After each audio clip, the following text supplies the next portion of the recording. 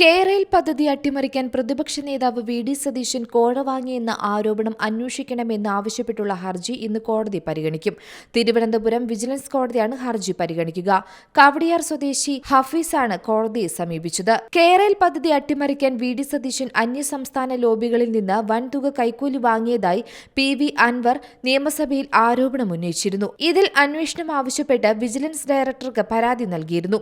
എന്നാൽ വിജിലൻസ് അന്വേഷണം നടത്താതിരുന്നതോടെയാണ് പരാതിക്കാരൻ കോടതിയെ സമീപിച്ചത്. ഹർജിയിൽ വിജിലൻസ് നിലപാട് ഇന്ന് കോടതിയെ അറിയിക്കും.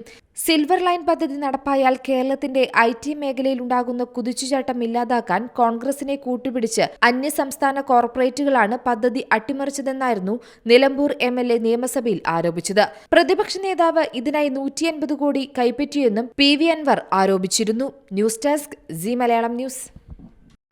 പുതിയ വാർത്തകളും വിശേഷങ്ങളും ഇനി വിരൽ തുമ്പിൽ എല്ലാ ഡിജിറ്റൽ പ്ലാറ്റ്ഫോമുകളിലും ഇപ്പോൾ സി മലയാളം ന്യൂസ് ലഭ്യം.